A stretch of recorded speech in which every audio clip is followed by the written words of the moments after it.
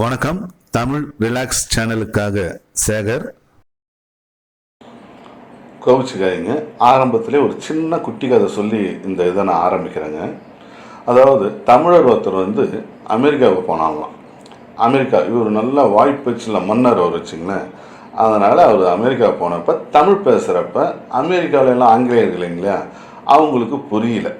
அப்போ அங்கே டிரான்ஸ்லேட்டர் ஒருத்தர் வச்சிங்கன்னு இவர் தமிழை பேசுகிறத அவர் ஆங்கிலத்தில் சொல்லணும். அப்போ ரசித்து கேட்டிருந்தாங்க. இவர் இவர் பேச ஆரம்பித்தார். பேச ஆரம்பித்தோடனே இவர் பேசுகிறத அவர் ஆங்கிலத்தில் மொழிபெயர்த்துன்னு வந்தார். நடுவில் இவர் திடீர்னு ஒரு பெரிய கதை ஒன்று சொன்னார்களாம்.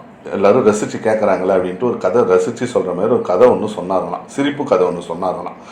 அம்மா பெரிய கதையை இவர் டிரான்ஸ்லேட்டர் சின்ன ஒரு லைன் தான் சொன்னார்களாம். எல்லாரும் உழுந்து உழுந்து உழுந்து உழுந்து சிரிச்சாங்களாம்.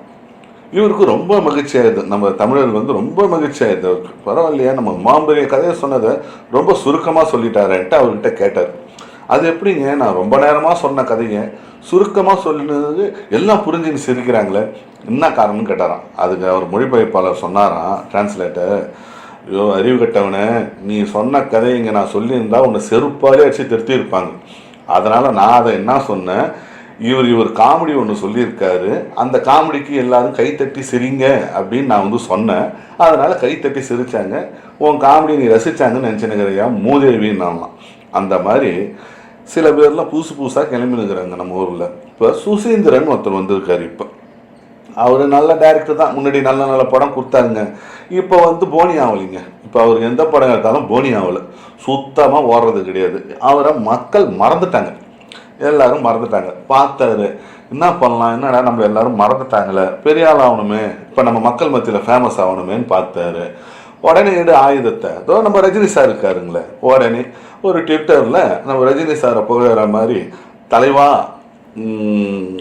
உடனே அரசியலுக்கு வா, ஏழ்மையை உணர்ந்த நீங்கள் தான் அரசியலுக்கு வரணும் அப்படின்னு போட்டார். உடனே ரஜினி ரசிகர்களுக்கு எல்லாருக்கும் ஒரு சந்தோஷம் இருக்கும் இல்லைங்களா. ஏன்னா தலைவானா யாருங்க, நம்ம ரஜினி சார் தான். ஓகேங்களா. அது விதத்தில் ஏழ்மையை உணர்ந்த அப்படின்னா நம்ம ரஜினி சார் கஷ்டப்பட்டு வந்திருந்தது உண்மை, அது எல்லாருக்கும் தெரியும். அதனால் ரஜினி ரசிகர்கள் சந்தோஷப்பட்டு அவருடைய ட்வீட்டை எல்லாருக்கும் ஷேர் பண்ணாங்க. உடனே பாருங்க, அந்த ஆள் கதையை மாத்திராம பாருங்க. அவர் தலைவான்னு சொன்னது சொல்லிட்டு உடனே அஜித்தை எழுதுறாரு. நீங்கள் தான் அரசியலுக்கு வரணும், நீங்கள் வந்தால் தான் ஏழை மக்களுக்கெல்லாம் ரொம்ப யூஸ்ஃபுல்லாக இருக்கும், அதனால் நீங்கள் அரசியல் வரணுன்றார். ஏங்க, அஜித் என்னைக்கு இங்கே அரசியல் வரணும்னு சொல்லியிருக்காரு சொல்லுங்கள். அவர் அன்னைக்கே சொல்லிட்டார், நான் அரசியலுக்கு வர விருப்பம் இல்லை, என் அரசியலை இழுக்காதீங்கன்னார்.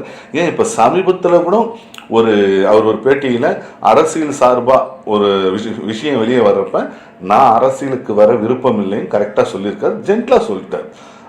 அவரை போய் இவர் நோன்றாருங்களா, இவர் தலைவா இதுவா அப்படின்னு சொல்லி ரஜினி ரசிகர்களுக்கு அஜித் ரசிகர்களும் சிண்டு முட்டி விடுறான் அந்த ஆள் சுசீந்திரன். ஏன் அவனுக்கு தேவையில்லாத இந்த மாதிரி வேலை? ஏன் ஃப்ராங்காக நீ ஃபேமஸ் ஆகணும், இன்னும் ஒரு நல்ல படம் எடு, மக்கள் மத்தியில் ஒரு சூப்பரான ஒரு படம் எடுத்து உன் பேரை நிரூபித்து காட்டு, திறமையை காட்டு. அதை விட்டு சில்லுண்டித்தனம் பண்ணின்னு ரஜினி சாரை தூண்டி விட்டுன்னு அஜித் ரசிகர்களும் ரஜினி ரசிகர்களும் தூண்டி விட்டினுங்கிற. இப்போ அஜித் ரசிகர்களும் ரஜினி ரசிகர்களும் எல்லாத்தையும் மறந்துட்டு, பழைய இதெல்லாம் மறந்துட்டு இப்போ அவங்களுக்குள்ள ஒத்துமையாக ஒரு அண்ணன் தம்பி மாதிரி ரசிகர்களை பழகின்னு இருக்காங்க. இப்போ தேவையில்லாமல் இந்த மேட்டரை இழுத்து எங்களுக்கு அதாவது ரசிகர்களுக்குள்ள கழகத்தை முட்டி விட்றீங்க. ஏன் உங்களுக்கு இந்த மாதிரி இந்த புத்தி சொல்லுங்கள். இப்போ சமீபத்தில் நீங்கள் கூடுற கூட்டணி ஒரு கேவலமான கூட்டணின்றது தெரியும்.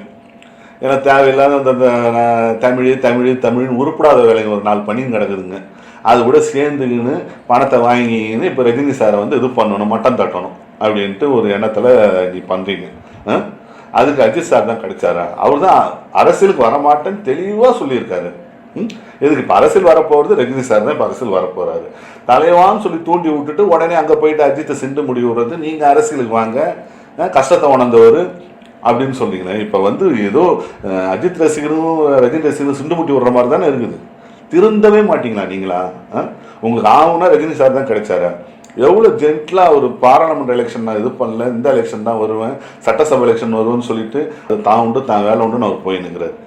வீணாக அவர் சிண்டு முடிகிற மாதிரி பண்ணி வருவீங்க. ஏன் சுசீந்திரன் சார் என்னாச்சு உங்களுக்கு? நல்ல படம்லாம் நீங்கள் அருமையான கொடுத்துருந்தால் தானே, ஏன் இப்போ இந்த மாதிரி பண்ணின்னுக்கிறீங்க? பாரதி ராஜா இவங்க சில பேரோட சேர்ந்துக்கின்னு நீங்களும் திரும்பவும் அந்த ஒரு குட்டையில் விழ போகிறீங்களா? ஒரு நல்ல டைரக்டர் தானே, நல்ல படம் எடுத்து உங்கள் மக்கள் மத்தியில் நிரூபித்து காட்டி பக்காவாக வாங்க. அதனால் ஒன்னொரு ஒரு அன்பு வேண்டுகோள், ரசிகர்களுக்குள்ள அஜித் ரசிகர்கள், ரஜினி ரசிகர்கள், விஜய் ரசிகர்கள், எல்லா ரசிகர்களும் இந்த கோழி மூட்டி அவங்களுக்குள்ள பிரிவினை உண்டாக்காதீங்க. எல்லாரும் அண்ணன் தம்பி மாதிரி ஒத்துமையாக இருக்கிறோம், அதை பிரிக்காதீங்க. ஓகேங்களா? நன்றி, வணக்கம். இந்த நிகழ்ச்சி உங்களுக்கு பிடித்திருந்தால் உங்கள் நண்பர்களுக்கு ஷேர் செய்து புதிதாக எங்கள் சேனலை பார்ப்பவர்கள் சப்ஸ்கிரைப் செய்யும்படி அன்புடன் கேட்டுக்கொள்கிறோம். நன்றி, வணக்கம்.